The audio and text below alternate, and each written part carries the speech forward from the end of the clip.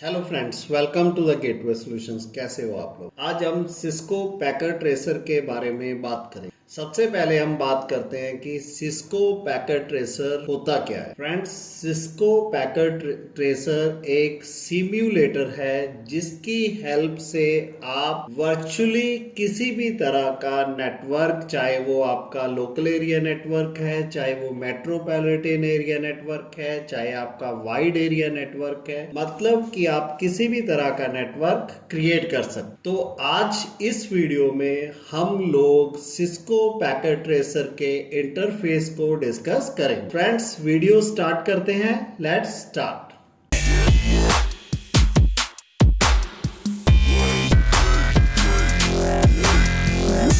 Welcome back again friend. सबसे पहले हम बात करते हैं इसके टाइटल बार की। तो जो ये टॉप आपको एरिया दिख रहा है जहां पर इसका नाम लिखा हुआ है और मिनिमाइज, रिस्टोर और क्लोज बटन जहां पर शो हो रहा है, ये आपका इसका टाइटल बार है। सेकंड, ये हमारे मेनूज हैं इस सॉफ्टवेयर के अलग अलग। ओके, और ये जो दो रोज हैं, इन दोनों रोज में हमारे पास हमारे अलग अलग टूल बार्स हैं।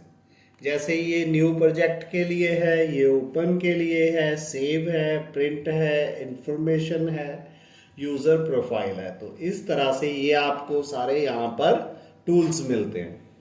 और जो ये सेकंड रो है ये भी टूल्स बार ही, बट ये जो टूल्स हैं ये पूरी एप्लीकेशन पर अप्लाई होते हैं।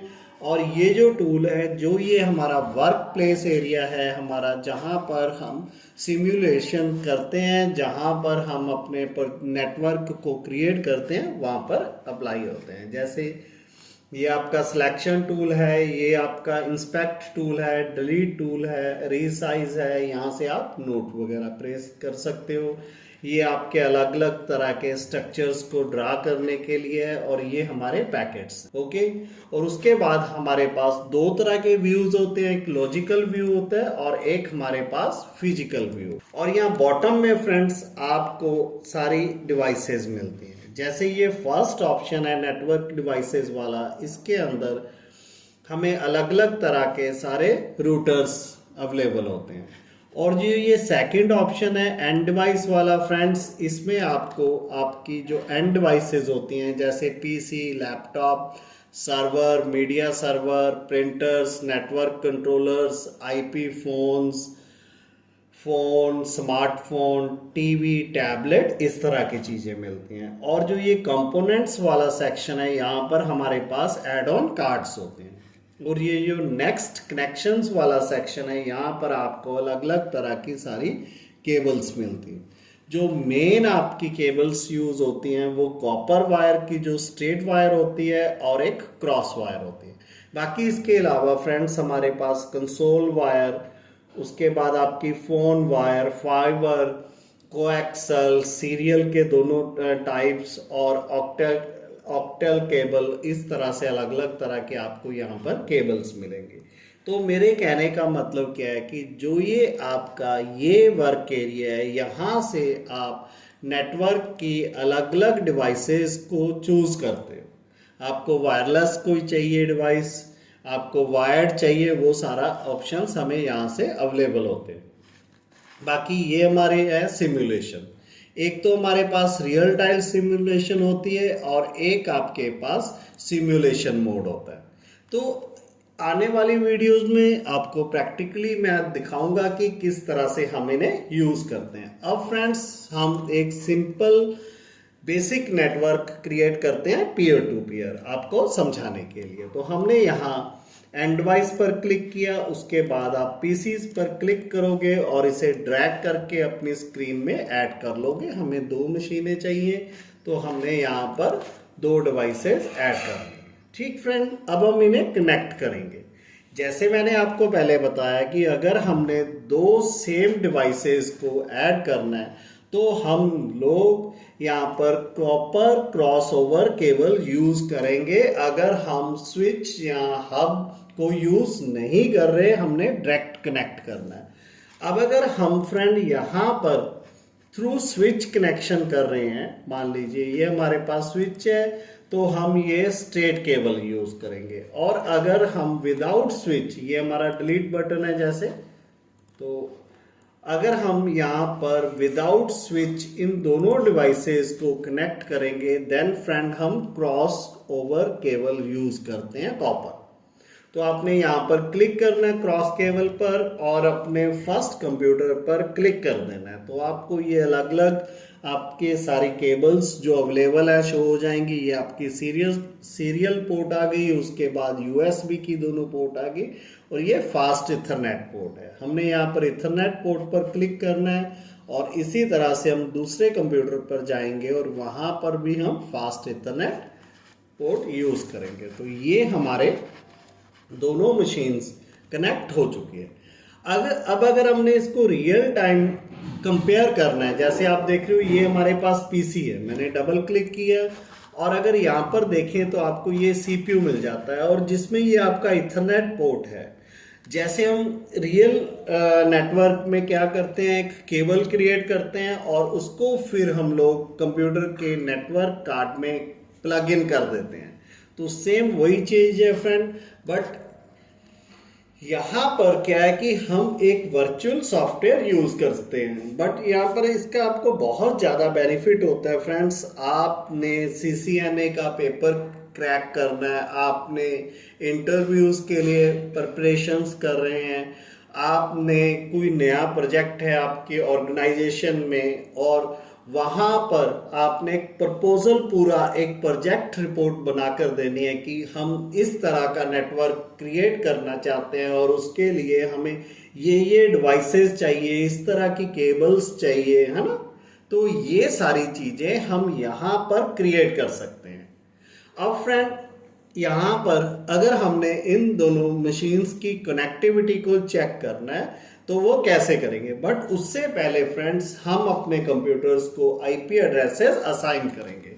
तो मैंने जैसे ये PC 0 है तो यहाँ पर इस पर डबल क्लिक किया, उसके बाद अगर मैं चाहूँ तो यहाँ कॉन्फ़िग के अंदर फास्ट इथरनेट पोर्ट पर जाऊंगा और यहाँ पर आईपी एड्रेस डाल दूंगा। एक तो मेथड ये रहता है, बट फ्रेंड्स इजी और बढ़िया मेथड क्या है कि आप यहाँ डेस्कटॉप पर क्लिक कीजिए और आईपी कॉन्फ़िगरेशन पर जाइए और यहाँ पर अपने कंप्यूटर का आप लोग जो भी आईपी रखना चाहते हैं वो टाइप कर दीजिए। उसके बाद जब आप टैब प्रेस करोगे आपका सबनेट मास्क ऐड हो जाएगा और इसे हम क्लोज कर देंगे। फिर नेक्स्ट इसी तरह से हम अपने सेकंड कंप्यूटर पर जाएंगे, डेस्कटॉप पर जाएंगे और आईपी कॉन्फ़िगरेशन पर क्लिक कर लेंगे और यहाँ पर इसे जो भी हमने आईपी एड्रेस देना है वो हम टाइप कर देंगे। फ्रेंड्स आपने एक बात का ध्यान रखना है कि जो नेटवर्क होता है उसके अंदर आईपी एड्रेस जो होता है यूनिक होता है। जैसे हमने फर्स्ट मशीन को आईपी एड्रेस दिया 192.168.1.1, तो ये सेकंड मशीन को हम .2 देंगे। ये हमने अपने नेटवर्क के अंदर यूनिक रखना होता है, ठीक है। तो हमारे दोनों कंप्यूटर्स को आईपी एड्रेसेस असाइंड हो चुके हैं। तो अब नेक्स्ट कि अगर हमने चेक करना है कि हमारे कंप्यूटर्स क्या एक दूसरे से इंटर कम्युनिकेट कर पा रहे हैं, क्या ये कनेक्ट हो चुके हैं, तो वो हम कैसे करेंगे। आपने अपने फर्स्ट पीसी को ओपन कर लेना है और अब इस बार हम जाएंगे कमांड प्रॉम्प्ट पर। कमांड प्रॉम्प्ट के अंदर हम लोग यूज करेंगे पिंग कमांड। तो पिंग स्पेस हम लोग अपनी सेकंड मशीन का आईपी एड्रेस दे देंगे जो कि है 192.168.1.2 और उसके बाद हम इंटर प्रेस कर देंगे। तो आप देख रहे हो कि हमारी फर्स्ट मशीन ने ये 4 पैकेट्स सेंड किए सेकंड मशीन को। तो हमने यहाँ पर पैकेट 4 सेंड किए और चारों पैकेट्स की हमें एक्नॉलेजमेंट मिली। उसके बाद जो लॉस है वो क्या 0 है। तो इसका मतलब क्या है कि हमारी दोनों मशीनें आपस में कम्युनिकेट कर रही हैं। अब सेकंड मशीन से एक बार चेक कर लेते हैं, स्टेप्स वही रहेंगे। आप कमांड प्रॉम्प्ट में जाओगे और यहाँ पर हम अपने फर्स्ट मशीन का आईपी एड्रेस देंगे और इंटर प्रेस कर देंगे। तो हमारे कंप्यूटर्स का कम्युनिकेशन एस्टैब्लिश हो चुका है, नेटवर्क अब एस्टैब्लिश हो चुका है। अब हम करते हैं नेक्स्ट पार्ट की बात। अब मान लीजिए हमें अपने नेटवर्क के अंदर से किसी मशीन की जो इंफॉर्मेशन है, नेटवर्क इन्फो है, वो चाहिए, तो वो हम कैसे लेते हैं। तो स्टेप्स क्या है फ्रेंड्स, आपने मशीन पर क्लिक करना है, आप कमांड प्रॉम्प्ट पर जाओगे और यहाँ पर आप कमांड दोगे IP config और उसके बाद आप एंटर प्रेस कर दोगे। तो इस तरह से आपको आपके कंप्यूटर की सारी इंफॉर्मेशन शो हो जाएगी कि आपके कंप्यूटर का IP एड्रेस क्या है, वो आपको यहाँ से शो हो जाएगा। मैंने इसे यहाँ से कॉपी कर लिया। ये मैंने क्यों किया है कि मैं यहाँ पर नोट्स लगाना चाहता हूँ। यहाँ आप नोट पर क्लिक कीजिए और उसे पेस्ट कर। वैसे इस नोट का हमारे नेटवर्क पर कोई इम्पैक्ट नहीं है, बट फॉर द इंफॉर्मेशन कि आपको इजी रहे, आपको आइडेंटिफिकेशन करने में इजी रहे, आप भूले नहीं कि आपके कौन सी मशीन का क्या IP है, इसलिए हम इसे यहाँ से ऐड करके रख सकते हैं। ठीक है फ्रेंड, अब मान लीजिए हमने अपने कंप्यूटर का मैक एड्रेस निकाला। तो मैक एड्रेस कैसे निकालेंगे फ्रेंड, आप फिर वही कमांड प्रॉम्प्ट पर जाएंगे और जो ये IP config कमांड है, इसे आप विद द ऑप्शन \all के साथ रन करेंगे।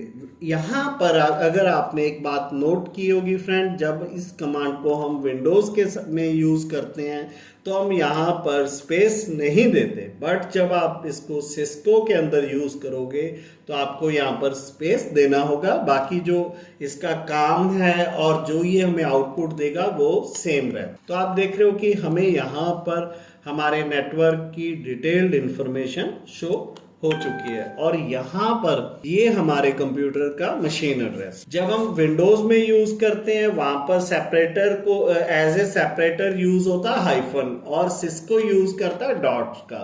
बाकी इनका जो साइज होता है 48 बिट का होता है, वो सारी चीजें सेम ही रहती हैं दोनों तरफ, बट थोड़ा सा डिस्प्ले करने का जो वे है वो अलग है। तो इसे भी कॉपी कर लेते हैं हम लोग और इसे यहाँ बाहर अपने ऐड करके रख लेते हैं। इसी तरह से आप अपनी सेकंड मशीन का भी मैक एड्रेस निकाल लीजिए। तो मैंने यहाँ पर IP config command with option all run की और ये मुझे सारी इंफॉर्मेशन शो हो चुकी है और मैंने यहाँ से अपने मैक को कॉपी कर लिया। एक बार मैं फिर आपको बता दूं फ्रेंड, जो ये इंफॉर्मेशन है इसका नेटवर्क पर कोई इम्पैक्ट नहीं है। ये सिर्फ हमारे लिए, यूजर के लिए है कि भाई इस मशीन का ये IP है, ये मैक एड्रेस है, ताकि जब कभी नियर फ्यूचर में आप इस दोबारा प्रोजेक्ट को देखते हो तो आपको कंप्यूटर्स को ओपन करके अंदर जाके ये इंफॉर्मेशन ना निकालनी पड़े। यहाँ आप अपना ये project as a study project, assignment project submit कर रहे हो तो भी ये जरूरी होता है, या आप अपने बॉस को पूरा प्रपोजल बनाकर नेटवर्क का स्ट्रक्चर बना के सबमिट कर रहे हो, तो वहां पर ये चीजें हेल्पफुल रहती है। तो ये था हमारा एक बेसिक इंटरफेस। और अब मान लीजिए हमने यहाँ पर इन दोनों के साथ कोई नेक्स्ट मशीन ऐड करनी। तो जैसे फ्रेंड आपने देखा कि हमने दो मशीनें ऐड की तो हमने स्विच या हब यूज नहीं किए, बट अगर आप दो से ज्यादा मशीन्स को यूज करोगे तो फ्रेंड्स आपको अपने नेटवर्क के अंदर स्विच ऐड करना पड़ेगा, हब ऐड करना पड़ेगा, फिर ही आप यहाँ पर दो से ज्यादा मशीन्स को ऐड कर पाओ। और एक चीज और मैं आपको बता दूं, जो ये हमारी केबल्स होती हैं, वैसे तो मैंने आपको बताया कि अगर आप हब या स्विच के थ्रू कनेक्ट कर रहे हो तो आप ये कॉपर स्ट्रेट वायर यूज करोगे, अगर डायरेक्ट कनेक्ट कर रहे हो तो आप क्रॉस वायर यूज। बट कई बार हमें नहीं समझ आता कि हमने रूटर के साथ कौन सी केबल लगानी है, हमने नेटवर्क प्रिंटर ऐड किया उसके साथ कौन सी केबल यूज करेंगे, हम दो नेटवर्क्स को कनेक्ट करना चाहते हैं वहां पर कौन सी केबल यूज करोगे। तो आपने बिल्कुल भी टेंशन नहीं लेनी है, आप ये जो ऑटोमेटिक वाला ऑप्शन है इसे चूज करेंगे और जिस भी डिवाइस को आप क्लिक करना चाहते हो वहां पर क्लिक करोगे, आपका ये सॉफ्टवेयर ऑटोमेटिकली पिक करेगा कि यहाँ पर हमें कौन सी केबल चाहिए। ओके, तो इस तरह से फ्रेंड हम सिस्को के अंदर अलग अलग नेटवर्क्स क्रिएट कर सकते हैं। ओके, तो ये देखिए मैंने दो मशीन्स कनेक्ट की, तो उसके लिए हमने कोई इंटरफेस नहीं यूज किया, सीधा हमने केबल्स को लैन में कनेक्ट किया क्रॉस वायर। जब हमने दो से ज्यादा कंप्यूटर्स रूटर्स को कनेक्ट करना है फ्रेंड्स, तो हमें यहाँ पर स्विच या हब चाहिए होती है। तो हमने स्विच के थ्रू दोनों तीनों मशीन्स को कनेक्ट कर लिया। तो ये था एक बेसिक इंटरफेस कि हम लोग कैसे सिस्को के अंदर अलग अलग कौन कौन से हमारे पास ऑप्शंस हैं और उन्हें कैसे यूज करना है। नेक्स्ट वीडियोस में हम लोग इसके अंदर कैसे डीएनएस सर्वर क्रिएट होगा, कैसे डीएचसीपी सर्वर क्रिएट कर सकते हैं हम लोग, कैसे एफटीपी सर्वर क्रिएट कर सकते हैं, कैसे ईमेल सर्वर्स क्रिएट करेंगे, कैसे हम दो अलग अलग नेटवर्क्स हैं जिनकी जियोग्राफिकली लोकेशन अलग अलग है, उन्हें with the help of routers दोनों नेटवर्क को कैसे इंटरकनेक्ट करेंगे। और भी बहुत सारी वीडियोस हम लोग इस सीरीज में बनाएंगे। तो आज के लिए फ्रेंड्स फिलहाल इतना ही। बाकी